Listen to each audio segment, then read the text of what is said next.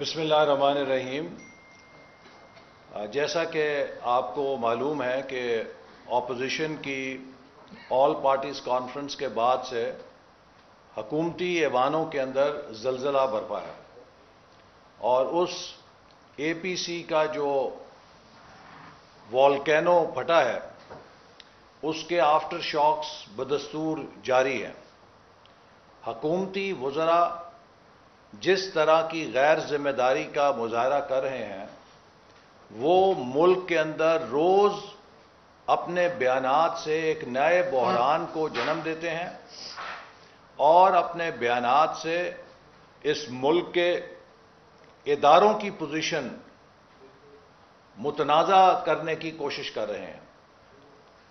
میں واضح طور پہ پہلے تو یہ کہنا چاہتا ہوں کہ اے پی سی کے اندر مسلم لیگ نون کے قائد کا خطاب اوپر سے لے کے نیچے تک ہر مسلم لیگ نون کے کارکن کے جذبات کی ترجمانی ہے۔ مجھے معلوم ہوا ہے کہ میڈیا کے کچھ لوگوں نے میرے کسی بیان کو آؤٹ آف کانٹیکسٹ دینے کی کوشش کی ہے کہ نواز شریف صاحب کی تقریر ان کی ذاتی رائے ہے۔ نواز شریف صاحب مسلم لیگ نون کے قائد ہیں۔ مسلم لیگ نون نواز شریف صاحب کے سیاسی نظریات اور ملک کی ترقی کے ویژن کو اپنا سیاسی ڈاکٹرن سمجھتی ہے، تو لہذا نواز شریف صاحب کا ہر لفظ، ان کا ہر جملہ پارٹی کے ہر کارکن کے لیے محترم ہے اور اس پہ وہ پیرا دیتے ہیں۔ لہذا ایسی کوئی کنٹروورسی جو پھیلاتا ہے وہ بددیانتی کرتا ہے۔ دوسری بات میں یہ کہنا چاہوں گا کہ آج پاکستان جس دوراہے پر کھڑا ہے 72 سال کے بعد، ہمیں نہایت سنگین خطرات کا سامنا ہے۔ ہم نے 72 سال میں متعدد بار 10 قدم آگے چلے ہیں اور 15 قدم پیچھے گئے ہیں۔ اس کا نتیجہ یہ ہے کہ وہ ملک جو 1999 تک جنوبی ایشیا کی نمبر 1 معیشت تھا، ہماری گروتھ ریٹ سب سے آگے تھی، ہمارا روپیہ جنوبی ایشیا میں سب سے مضبوط تھا، آج جنوبی ایشیا کی ہم کمزور ترین معیشت بن گئے ہیں۔ 2013 اور 18 کے درمیان جس طرح مسلم لیگ نون کی حکومت نے ملک کو درپیش مسائل کا حل کیا، وہ دنیا میں اپنی مثال آپ ہے۔ ایک ایسا ملک جہاں 67 سالوں میں 18,000 میگا واٹ بجلی پیدا کی گئی ہو، 4 سالوں میں مسلم لیگ نون نے 11,000 میگا واٹ بجلی بنا کر ایک ورلڈ ریکارڈ بنایا ہے۔ اسی طرح 4 سالوں کے اندر اس ملک میں جہاں کوئی $1 سرمایہ کاری کرنے کے لیے تیار نہیں تھا، 29 ارب ڈالر کے سی پیک منصوبوں کو زمین پہ کھڑا کر کے میٹیریلائز کر کے پاکستان کی تاریخ کا ایک ریکارڈ بنایا ہے۔ پاکستان کی مردہ معیشت کو 3% پہ جہاں وہ لاک ہو چکی تھی، اور جیسے ایک زمانے میں انڈیا کی معیشت کے لیے ماہرین معیشت ہندو گروتھ ریٹ کا لفظ استعمال کرتے تھے جو 2-3% ترقی کا تھا، پاکستان کے لیے اردو گروتھ ریٹ کا لفظ ایجاد ہو گیا تھا کہ یہ 3% سے آگے ترقی نہیں کر سکتی۔ ہم نے اس معیشت کو 5.8% پہ لا کے کھڑا کیا۔ جنوری 2018 میں ورلڈ بینک کی رپورٹ کے مطابق 2019 اور 2020 میں پاکستان نے 6% سے ترقی کرنی تھی۔ یہ مسلم لیگ نون نہیں کہہ رہی تھی، یہ ورلڈ بینک کہہ رہی تھی جنوری 2018 میں کہ اگلے 2 سال پاکستان 6% سے ترقی کرے گا۔ وہ 6% کہاں، ہم 0.4 یا -1.4 پہ آ کھڑے ہوئے ہیں. تو یہ جو 2013 اور 18 کا دور ہے، اس میں جس طرح معیشت پہ کام ہوا، توانائی پہ کام ہوا، دہشت گردی کی وہ جنگ جو اس سے پہلے بھی لڑی جا رہی تھی لیکن کوئی خاطر خواہ کامیابی نہیں تھی، مسلم لیگ نون کی حکومت نے اس دہشت گردی کی جنگ کو جیتنے کے لیے وسائل فراہم کیے ہماری مسلح افواج اور سیکیورٹی اداروں کو، جس سے ہم کامیاب ہوئے. یہ کارکردگی اگر افریقہ کے کسی کمزور سے کمزور جمہوری ملک کے اندر بھی کسی حکومت نے دکھائی ہوتی تو اگلی دفعہ وہ 2/3 اکثریت سے کامیاب ہو جاتی. لیکن جس طرح آپ نے دیکھا کہ چیئرمین سینٹ کے خلاف تحریک عدم اعتماد کا حشر ہوا، قومی اسمبلی کے اندر اپوزیشن کی اکثریت اقلیت میں بدلی گئی حالیہ ووٹ میں، اور حکومت کی اقلیت اکثریت بنائی گئی. اسی طرح جادو منتر کے ساتھ پی ٹی آئی کو آر ٹی ایس سسٹم سے فتح یاب قرار دیا گیا، اور وہ جماعت کہ جس نے اس ملک کی قسمت بدلنے والے فیصلے اقدامات کیے تھے اور کارکردگی دکھائی تھی، اسے نکال دیا گیا. کیا کوئی یقین کر سکتا ہے کہ سندھ میں پیپلز پارٹی کی حکومت واپس آ جائے، خیبر پختونخوا میں پی ٹی آئی کی حکومت واپس آ جائے، اور پنجاب کے اندر جہاں مسلم لیگ نون کی حکومت نے شہباز شریف صاحب کی قیادت میں مثالی کارکردگی دکھائی ہو، وہ واپس نہ آ سکے؟ جب پنجاب میں مسلم لیگ نون نمبر 1 پارٹی بنی تو یہ حق ہمیں نہیں دیا گیا اور ہم سے چھین لیا گیا. ہارس ٹریڈنگ کے ذریعے ایک اقلیتی جماعت کو پنجاب کے اوپر مسلط کر کے آج پنجاب کی درگت بنا دی گئی ہے. اور یہی نہیں بلکہ اب یہ جو حکومت ہے اور جو اس کا انتقام ہے وہ اتنا اندھا ہو گیا ہے کہ وہ پاکستان کو ایک فیشسٹ ریاست اور 1 پارٹی ریاست بنانے کے ایجنڈے پہ کام کر رہا ہے. اس کی نشانی یہ ہے کہ لیڈر آف اپوزیشن کے خلاف اور مسلم لیگ نون کے رہنماؤں کے خلاف نیب گردی کی نئی لہر برپا کر دی گئی ہے. آپ نے دیکھا کہ دنیا حیران ہے، ماہرین قانون حیران ہے کہ پاکستان میں پہلے ایک لیگل جورسپروڈنس ہوتی تھی، اب ایک نیا قانون ایجاد ہو رہا ہے جسے نیب جورسپروڈنس کہتے ہیں. پاکستان کے قانون کی وہ تشریح اور تعبیر مقبول نہیں سمجھی جاتی جو ہمارے ماہرین قانون یا عدلی آئین اور قانون کی روشنی میں کرے. ہمارے ہاں قانون اسے سمجھا جاتا ہے کہ جو نیب کے ادارے کے ذریعے کالے قانون اس ملک میں لاگو کیے جاتے ہیں یا ان کی کالی تشریح کی جاتی ہے، اسے قانون سمجھا جاتا ہے. لیڈر آف اپوزیشن شہباز شریف صاحب کے خلاف ریفرنس دائر کرنے کے بعد نیب کی طرف سے انہیں گرفتار کرنے کی کوشش کھلم کھلا نیب گردی نہیں ہے بلکہ سیاسی دہشت گردی بھی ہے، جس کا مطلب اپوزیشن کو اس کا گلا گھونٹنا ہے، اپوزیشن کی آواز کو دبانا ہے، جس کا مطلب یہ ہے کہ حکومت اپنی دھاندلی کو کھلم کھلا کر سکے. 15 نومبر کو گلگت بلتستان کے اندر الیکشن کا اعلان ہو گیا ہے، اور اس الیکشن میں مسلم لیگ نون نے جو گلگت بلتستان میں خدمت کی ہے، جو مثالی ترقی دی ہے، مثالی امن دیا ہے، مثالی گورننس دی ہے، گلگت بلتستان میں ایک حکومت اپنی من پسند نتیجے حاصل کرنے کے لیے چاہتی ہے کہ اپوزیشن کے ہاتھ پیر باندھ کے وہ سونی گلی کر دے اور اس میں کلا عمران نیازی ناچتا پھرے. ایسا نہیں ہو سکتا. شہباز شریف صاحب کو گرفتار کرنے کا مقصد گلگت بلتستان کے الیکشن میں دھاندلی کی آغاز کرنا ہے تاکہ مسلم لیگ نون کو اس الیکشن کے اندر آزادانہ طور پہ حصہ لینے سے روکا جا سکے.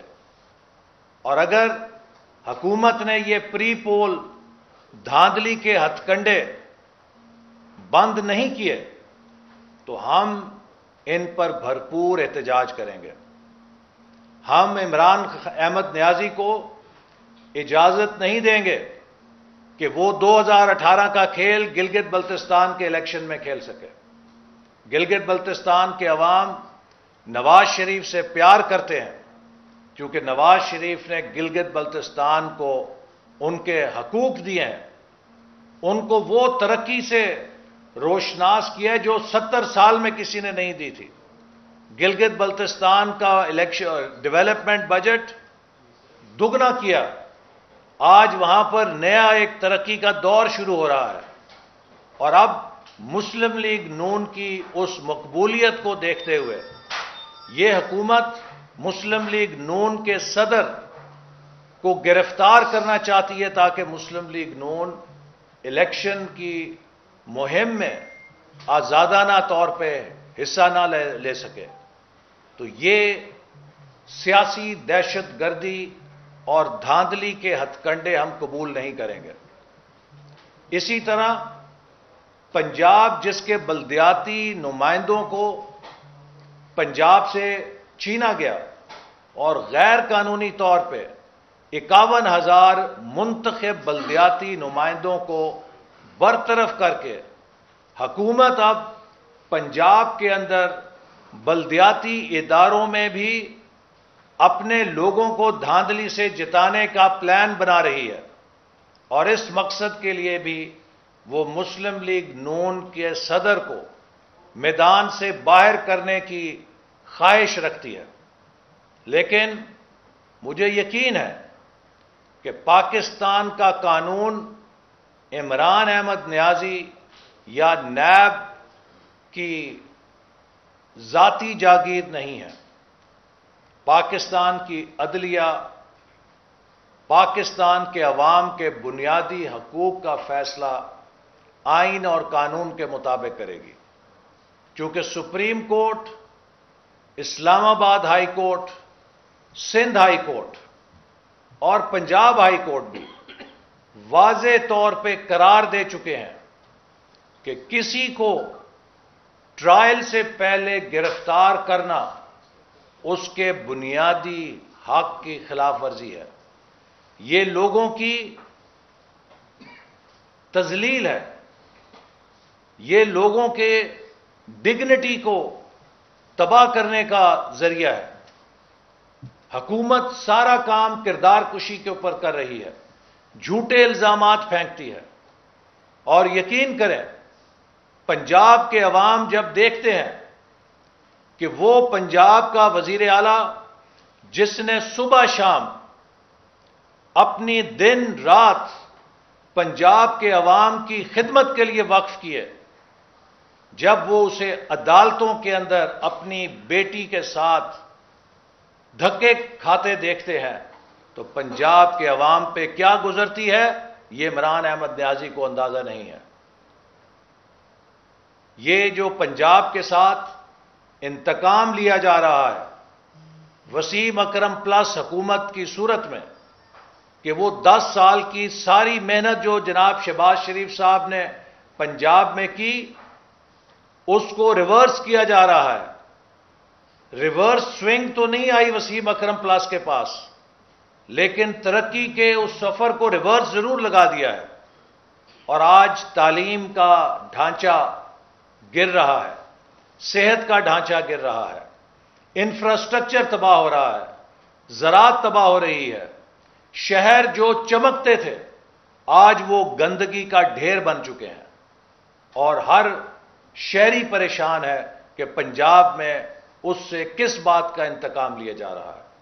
تو لہٰذا میں آج کی پریس کانفرنس کے ذریعے عمران احمد نیازی کو متنبہ کرنا چاہتا ہوں اور نیب کو بھی یہ کہنا چاہتا ہوں کہ اگر نیب یہ سمجھتی ہے کہ وہ جھوٹے مقدمے قائم کر کے وہ جیلوں سے ہمیں ڈرا کے ہمیں پاکستان کے عوام کی جد و جہد سے پیچھے ہٹا لیں گے، ان کی بھول ہے۔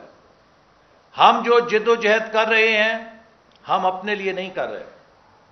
ہماری نسل نے زندگی میں وہ تمام کامیابیاں دیکھ لی ہیں جن کی کوئی حسرت کر سکتا ہے۔ عمران احمد نیازی نے جو حکومت کے مزے یا اقتدار دیکھنا شروع کیا ہے، ہم اس کو بہت دیکھ چکے ہیں۔ کوئی اب حسرت نہیں ہے دوبارہ حکومت کے کسی عہدے کی طلب کی، لیکن ایک بات پہ ہم پیچھے نہیں ہٹیں گے۔ ہم اپنے بچوں کو ایک لٹا پٹا، اپنے بچوں کو نیب کے چیچک کے داغوں والا پاکستان نہیں دے کے جانا چاہتے۔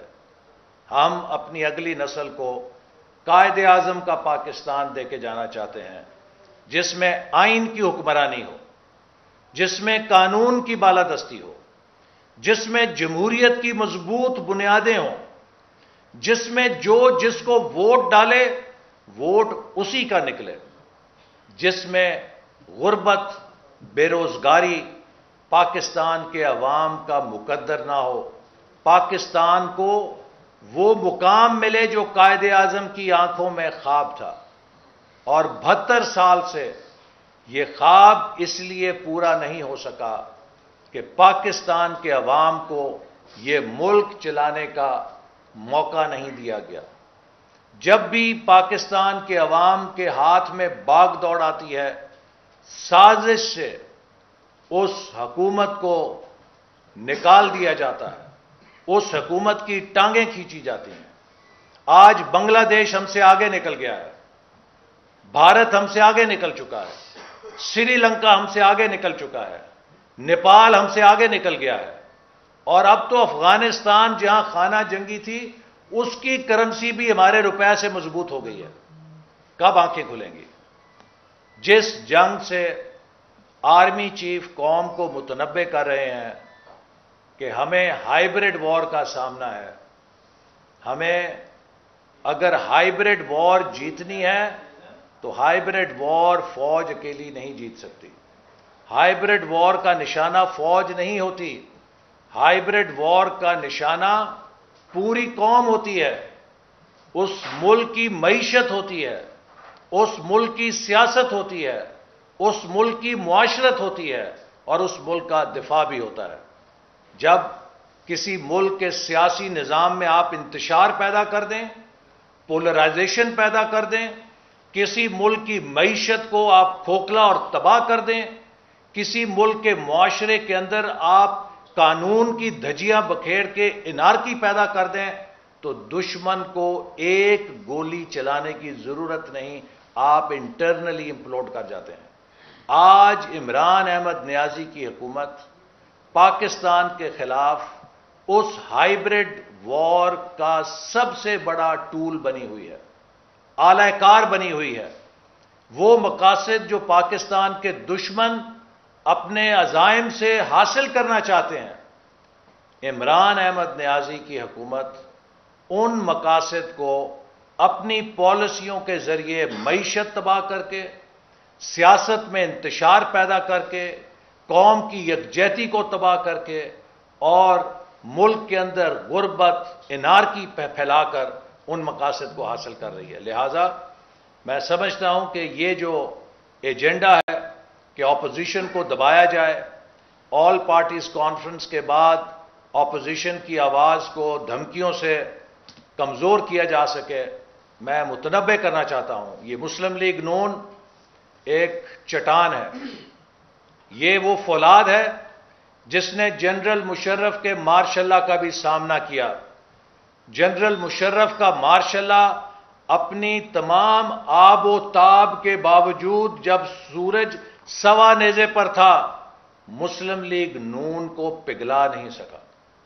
اس کے کارکن چاہے وہ گوادر میں ہیں، چاہے وہ چترال میں ہے، چاہے وہ کراچی میں ہے، چاہے لاہور میں ہے، کشمیر میں ہے، گلگت بلتستان میں ہے، وہ پاکستان کے نظریے، قائد اعظم کے فلسفے اور اپنے قائد نواز شریف کی سیاسی لیگسی کے اوپر پہرا دینے کے لیے کھڑے ہیں۔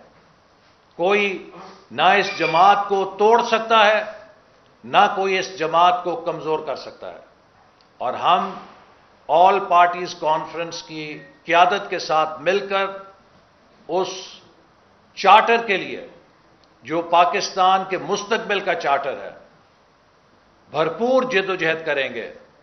اور میں ایک بار پھر یہ کہوں گا کہ جو نیب کے غیر قانونی غیر آئینی اقدامات ہیں، میں دل سے امید رکھتا ہوں کہ پاکستان کی عدلیہ ان کا نوٹس لے گی۔ پاکستان میں جمہوریت کا گلا گھونٹنے کے لیے گلگت بلتستان اور پنجاب میں نام نہاد بلدیاتی اداروں کا ڈرامہ رچانے کے لیے لیڈر آف اپوزیشن اور مسلم لیگ نون کے سربراہ کو گرفتار کرنے کی جو سازش ہے اسے ناکام بنائے گی، چونکہ ایسے ہتھ کنڈے کہ جو آئین اور قانون سے متصادم ہوں۔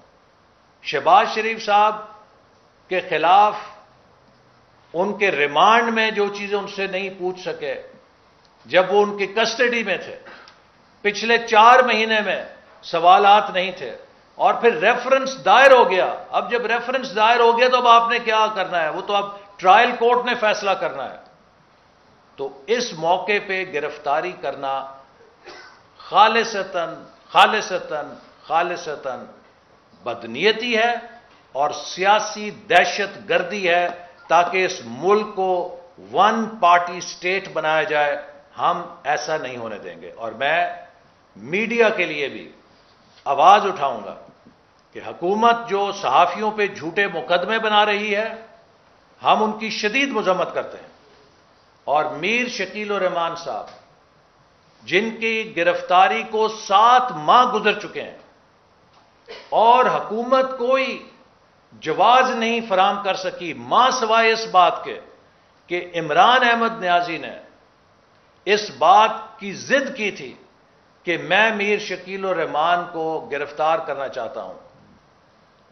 یہ وہی میر شکیل الرحمان ہے کہ جن کے ساتھ مل کر پکار کی مہم چلائی گئی تھی، جنہوں نے اپنے پورے نیوز نیٹ ورک کا کندھا عمران احمد نیازی صاحب کو دیا تھا، جس پر چڑھ کر انہوں نے اپنی خوب رونمائی کی تھی۔ لیکن وقت بتاتا ہے کہ جس کسی نے عمران احمد نیازی کے ساتھ کوئی نیکی کی ہے، یہ عمران احمد نیازی اسی محسن کو ڈستا ہے۔ اگر نواز شریف نے شوکت خانم ہسپتال کے لیے زمین دی اور اپنا ذاتی پیسہ دیا جس کی کبھی تشہیر نہیں کی، شاید وہ نہ ملتا تو کبھی یہ ہسپتال نہ بن سکتا، لیکن اسی محسن کو اس نے ڈسا ہے۔ وہی میر شکیل الرحمان جس کی منتیں کر کے یہ میڈیا میں آیا کرتے تھے، آج اسی میر شکیل الرحمان کو یہ سزا دے رہے ہیں۔ اور اسی طرح لاتعداد لوگ ہیں کہ جنہوں نے زندگی میں ان کے ساتھ نیکی کی ہے۔ ان کا اپنا کزن جو ان کو کرکٹ میں لے کر آیا، اس کے ساتھ کیا حشر کیا، بیچارہ ماجد خان بھی ان کے انتقام سے نہ بچ سکا۔ تو یہ شخص ایسا ہے کہ جو اول آخر انتقام حسد کے ساتھ چلتا ہے، اور جس شخص کی سیاست انتقام اور حسد کے اوپر ہو وہ ملک بنا نہیں سکتا۔ ہمیں دکھ ہے کہ آج پاکستان اقتصادی طور پہ کھوکھلا ہو رہا ہے، پاکستان کی معیشت تباہ ہو رہی ہے۔ ہمیں ایشیا کے اندر رائزنگ اکانومی بننا تھا، ہم 5 پہلی ابھرتی ہوئی معیشتوں میں آ گئے تھے، آج ہم 5 ڈوبتی ہوئی معیشتوں میں آ گئے ہیں کہ جی قرضے پچھلے کر گئے۔ کیا کر گئے پچھلے؟ ہم نے تو ایک ہنستا بستا پاکستان دیا تھا آپ کو، آپ نے اس پاکستان کے چمن کو اجاڑ دیا ہے۔ ہم نے 10,000 ارب قرضے 5 سالوں میں لیے، ترقیاتی منصوبے لگائے، آپ 2 سالوں میں اس سے زیادہ قرضے کھا گئے ہو اور سب کے سب خسارے میں کھا گئے ہو، ایک اینٹ نہیں لگی۔ عمران نیازی آپ نے تو پاکستان کو ڈیٹ ٹریپ میں پھنسا دیا ہے، قرضوں کے پھندے میں پھنسا دیا ہے۔ آپ کے لیے ہوئے قرضے کون ادا کرے گا؟ مجھے یہ سمجھائیں، کس منہ سے آپ پچھلی حکومت کے قرضوں کی بات کرتے ہیں؟ ہمارے 5 سال کے قرضے جس میں مثالی ترقی ہوئی، موٹر ویز بنی, توانائی کے منصوبے بنے. آج لوگ جاتے ہیں کراچی سے پشاور تک موٹر وے کے اوپر. آج لوگ ملتان لاہور, ملتان سکر موٹر وے پہ جاتے ہیں, ہری پور اور لے کے آگے تھاکوٹ تک جاتے ہیں, اور نواز شریف کو دعائیں دیتے ہیں. ہماری ترقی تو بولتی ہے, آپ نے کیا کیا ہے؟ اور میں آخر میں مطالبہ کروں گا کہ جو بجلی کے نرخوں میں اضافہ کیا گیا ہے فی الفور واپس لیا جائے. جو دوائیوں کے اندر اضافہ کیا گیا ہے اس کو بھی فی الفور واپس لیا جائے. پاکستان کے غریب لوگ اتنی سخت نہیں رکھتے کہ وہ ان اضافوں کو مزید برداشت کر سکیں. اگر حکومت نے یہ بجلی کے نرخوں میں واپسی نہیں کی تو ہم ان کے اوپر بھرپور احتجاج کریں گے. بہت شکریہ. اچھا احسن صاحب, آپ سب کا جواب صاحب آپ کی لاسٹ والے پوائنٹ پہ آپ نے کہا کہ عمران خان سے جس کسی نے بھی نیکی کی عمران خان نے اسی کو ڈسا. عمران خان جن کے سلیکٹڈ ہیں, جن کی کٹ پتلی ہیں, آپ کا سیاسی تجربہ کیا کہتا ہے کہ عمران خان ان کو بھی ڈانگ ماریں گے یا نہیں؟ سچ بتائیے گا. انتظار فرمائیے. ایسا صاحب یہ بتائیے گا کہ جب سے میاں نواز شریف نے اے پی سی میں تقریر کی ہے اس کے بعد سے مستقل طور پہ تحریک انصاف کی جانب سے کہا جا رہا ہے کہ یہ بھارت کو مکمل طور پہ ساتھ دیا گیا ہے, بھارت کے تمام ایجنڈا بیان کیا گیا ہے. تحریک انصاف تو دوبارہ یہ کہہ رہی ہے کہ میاں نواز شریف دوبارہ اداروں کے خلاف کھڑے ہو گئے ہیں اور بھارت کو سپورٹ کر رہے ہیں. دیکھیے, بھارت کو نواز شریف صاحب کی تقریر سے خوشی نہیں ہے. بھارت کو اس بات سے خوشی ہے کہ پاکستان کی معیشت 5.8% سے گر کے -0.4% پر آ گئی ہے. بھارت کو نواز شریف صاحب کی تقریر سے خوشی نہیں ہے. بھارت کو اس بات سے خوشی ہے کہ پاکستان خارجہ پالیسی میں اتنا تنہا ہو گیا ہے کہ اقوام متحدہ کے انسانی حقوق کمیشن میں وہ قرارداد پیش نہیں کر سکا. بھارت کو اس بات کی خوشی ہے کہ پاکستان مسئلہ کشمیر پہ اسلامی ممالک کی حمایت بھی حاصل کرنے میں ناکام رہا ہے. بھارت کو اس بات کی خوشی ہے کہ پاکستان کے اندر سیاست کے اندر دن بدن انتشار پھیلتا جا رہا ہے اور پاکستان اندرونی طور پہ کمزور ہو رہا ہے. یہ وہ اقدامات ہیں جو عمران احمد نیازی صاحب کر رہے ہیں, جس کا سب سے بڑا ثبوت کیا ہے کہ 72 سالوں میں پاکستان میں کمزور حکومتیں آئیں, مضبوط حکومتیں آئیں, مارشل لا حکومتیں آئیں, جمہوری حکومتیں آئیں, نگران حکومتیں آئیں. کبھی کسی حکومت کے اندر بھارت کو جرت نہیں ہوئی تھی کہ کشمیر کی متنازع حیثیت کو بدلے. آج نئے پاکستان میں بھارت نے کشمیر کی متنازع حیثیت کو کیوں بدلا؟ یہ میرا سوال ہے عمران احمد نیازی سے.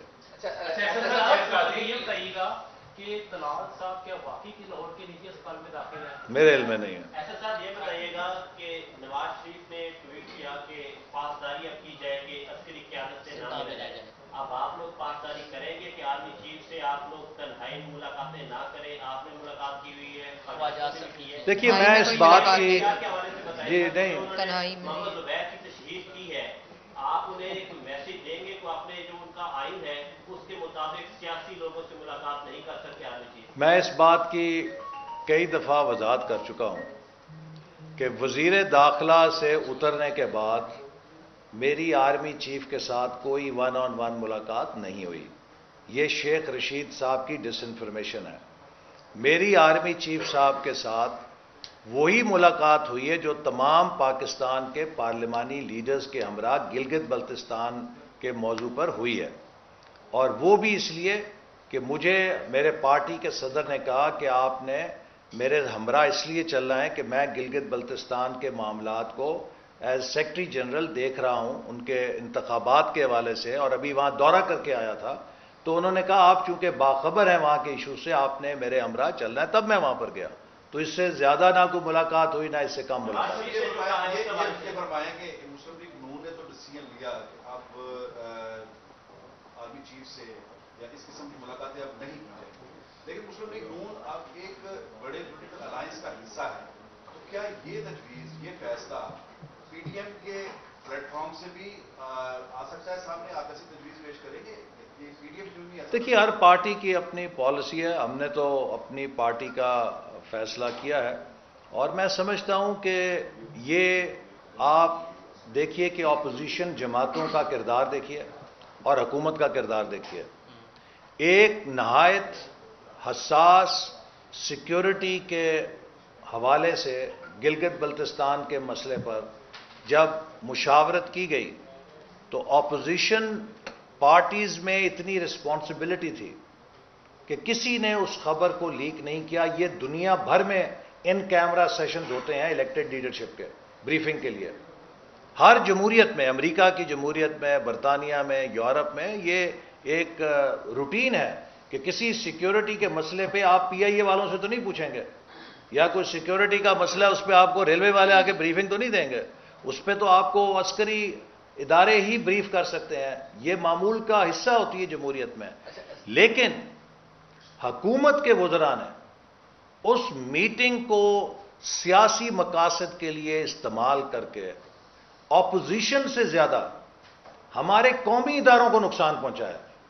اور میں امید رکھتا ہوں کہ وہ قومی ادارے اس بات کو محسوس کریں گے کہ اپوزیشن نے ذمہ داری کا مظاہرہ کیا تھا.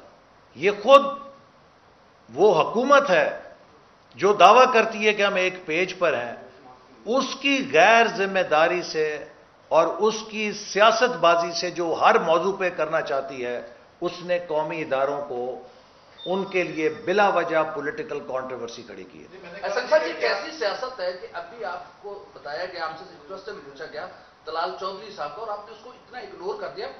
کون لوگ ہیں جنہوں نے ان پہ تشدد کیا؟ کم سے کم مذمت ہی کر. میرے علم میں جو چیز نہیں ہے، ہم آپ کو بتا رہے ہیں کہ ان کا آپریشن ہوا ہے، وہ اس وقت نیشنل ہاسپٹل میں ایڈمٹ. آپ ان سے جا کے پوچھ لیجئے.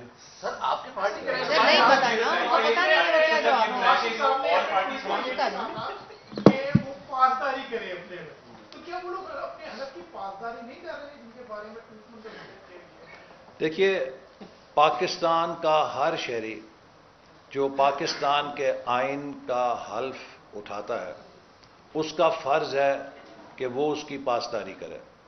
میں نے بھی پاکستان کے آئین کی پاسداری کا حلف اٹھایا ہوا ہے اور اس آئین کی بالادستی کے لیے مجھ پہ فرض ہے کہ اگر مجھے اس آئین کو اپ ہولڈ کرتے ہوئے جیل جانا پڑتا ہے میں جیل جاؤں، اگر مجھے اس کی کوئی اور سزا کاٹنی پڑتی ہے میں کاٹوں، لیکن اس آئین کو اپ ہولڈ رکھوں، اس کی حفاظت کروں، وگرنہ اس کی حلف نہ اٹھاؤں. تو لہٰذا ہر کوئی اپنے عمل کا جواب دہ ہے. ہم نے جس آئین کا حلف اٹھایا ہے ہم پاکستان کو اس آئین کے مطابق چلانے کے لیے اپنی جدوجہد بھی جاری رکھیں گے اور اس کے لیے بڑی سے بڑی قربانی دینے کے لیے تیار ہے. احسن صاحب کہ مسلم لیگ نون لندن اور مسلم لیگ نون پاکستان اس پر کسی قسم کا کوئی کام ہو رہا ہے اور اس طرح کی کوئی نالج میں ہے آپ کی بات ہے؟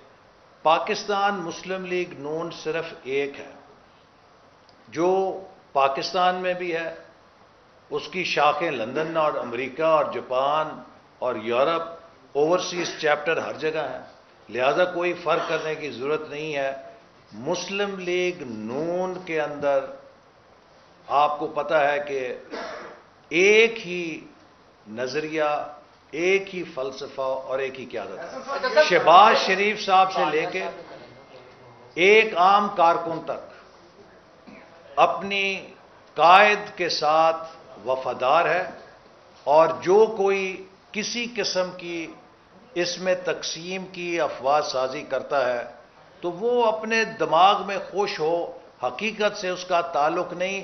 اگر ہمیں جنرل مشرف کے مارشل لا کی چھری زبا نہیں کر سکی تو پھر اور کیا ہو سکتا ہے؟ ایسے صاحب اے پی سی نے وزیراعظم کے مشیر کا استعفیٰ طلب کیا، آصف سلیم بھادرو ان کا نام ہے. تو جب پاناما ہوا تھا مجھے یاد ہے کہ اس وقت قومی قیادت جو تھی وہ سپریم کورٹ چلی گئی تھی تحقیقات کے لیے، مطالبے کے لیے تحقیقات کی جائے.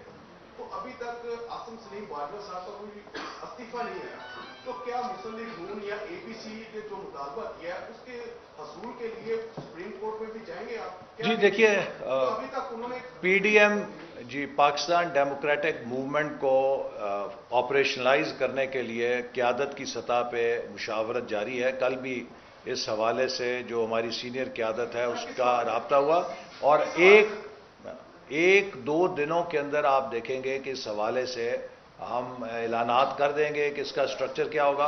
और फिर ये पीडीएम उस पूरे ऑल पार्टीज कॉन्फ्रेंस के एलामिये के हर नुक्ते के ऊपर अमल दरामद करने के लिए लाएमल बनाएगी। अच्छा सर, आखिरी सवाल का जवाब दे दें। ये कानून पे अमल करें, जैसे आपने कहा कि आइन का सबने अलग उठाया है। एक कॉल गई थी जस्टिस कयूम साहब को, शहबाज शरीफ साहब ने की थी। उस वक्त हलफ शहबाज शरीफ साहब ने तोड़ा या जस्टिस कयूम ने तोड़ा था? देखिए वो बात इतनी होगी, अब आज की बात करें 2020 में। अच्छा आज की बात है साहब, शेख रशीद जो है जब भी कहते हैं ऑडियो काम करने जाती है तो शेख रशीद बड़ी बमबारी शुरू कर देते हैं मुस्तकिल तौर पे, तो वो किसके तर्जुमान है? हुकूमत के तर्जुमान है, इदारों के तर्जुमान है? मैं तो ये इसमें यही कहूंगा कि एक तो आप उनसे पूछे वो किसकी तर्जुमानी करते हैं, लेकिन मैंने तो उन्हें कभी संजीदा नहीं लिया, और आप क्यों संजीदा लेते हैं इतना? अच्छा एहसन साहब, थैंक यू वेरी मच।